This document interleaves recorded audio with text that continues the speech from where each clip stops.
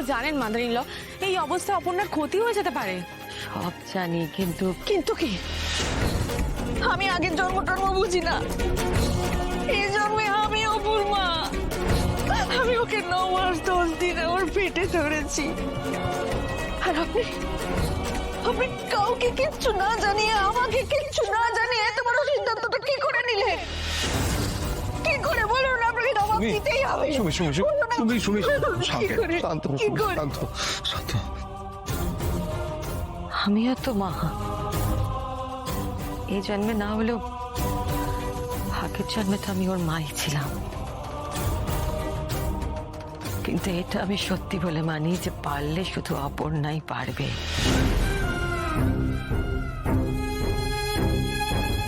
এর আগেও আবার আর্যকে বাঁচিয়ে এনেছে, আর এবারেও বাঁচিয়ে আনবে, এটা আমার বিশ্বাস।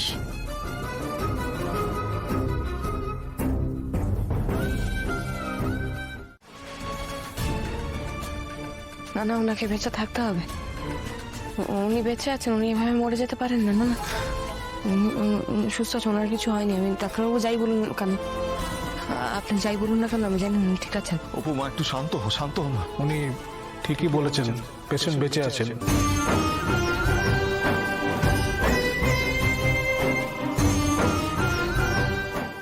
কিন্তু কিন্তু কিন্তু কি? উনি কোমায় চলে গেছেন।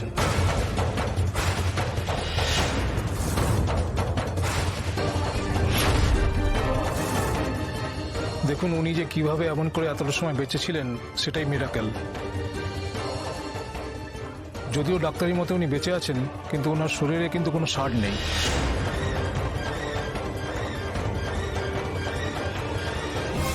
উনি কবে ঠিক হবেন ডাক্তারবাবু? সেটা বলাটা খুবই ডিফিকাল্ট, কারণ ওনার নার্ভাস সিস্টেম খুব বাজেভাবে এফেক্টেড হয়েছে। এক্ষেত্রে কিছু বলা যায় না। ডাক্তারি মতে যা যা করার সবই আমরা করছি, কিন্তু উনি কোনো কিছুতে রেসপন্ড করছেন না। কেউ কেউ এরকম ভাবে বছর পর বছর থেকে যান, আর কেউ কেউ আবার। আমরা এখন কি করব ডক্টর? দেখুন, এই পেশেন্টকে বাড়িতে নিয়ে গিয়ে রাখাটা খুবই অসুবিধাজনক।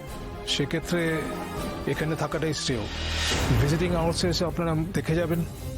এর বেশি আর কি বলবো বলুন? না,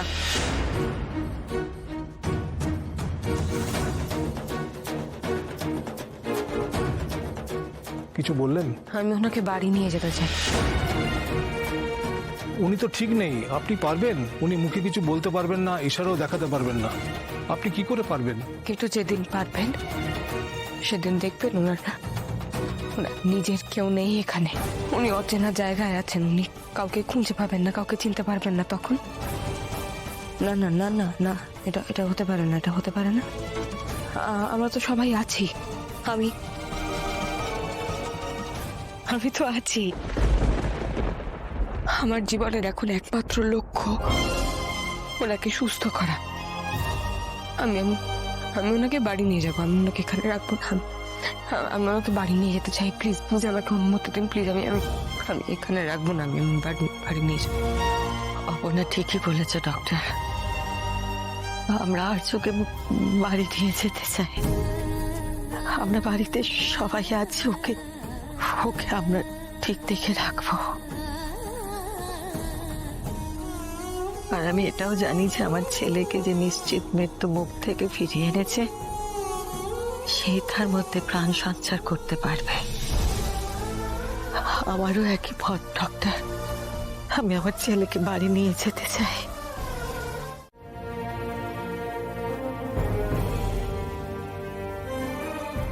সবসময় ব্যস্ততা না, পায়ের তলায় তোমার সারা জীবন সর্ষে। কতবার তোমাকে বলেছি আর্য এবার একটু বিশ্রাম করো, একটু জিরো। না, আমার কথা তুমি শোনোনি। তোমার তো অনেক কাজ, তুমি ভীষণ ব্যস্ত, তাই না? বললে তো কোনো কথা শুনবে না আমার। এইভাবে একটু একটু জিরিয়ে নিক। আর্য সিংহ রায়, শুনতে পাচ্ছ তুমি? মনের মতো একটা বউ জুটিয়েছো তুমি, না? এ বলে আমায় দেখ, আর ও বলে আমায় দেখ, ঠিক খুঁজে পেতে তোমাকে বার করে নিয়ে এসেছে, বাঁচিয়ে নিয়ে এসেছে। অন্তত হতোই মা, সবাই যে অপেক্ষায় ছিল ওনার ফেরার। কিন্তু এইভাবে ফিরে আসবে আমার ছেলে, এটা আমি চাইনি। আরো খারাপ কিছু হতে পারত, হয়নি তো।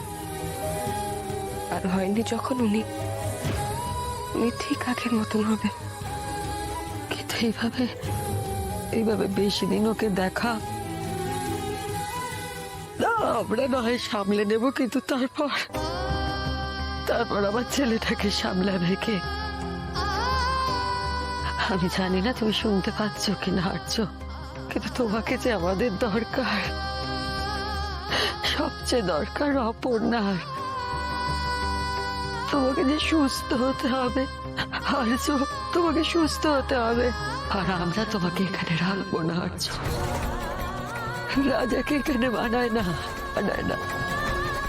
সে ফিরবে তার প্রাসাদে।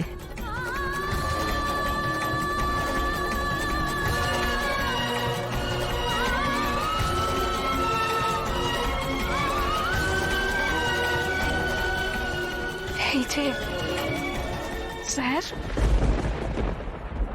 সিংহরায় বাড়ির নতুন সদস্য আসছে। আমাদের সন্তান, ওর জন্য, আমার জন্য আপনাকে আবার আগের মতন হতেই হবে স্যার। যত তাড়াতাড়ি সম্ভব আপনাকে আবার সুস্থ হতে হবে। আপনাকে সুস্থ করতে যা কিছু করতে হয় আমি সব করব। আমি শুধু চাই আমাদের সন্তান এই পৃথিবীতে এসে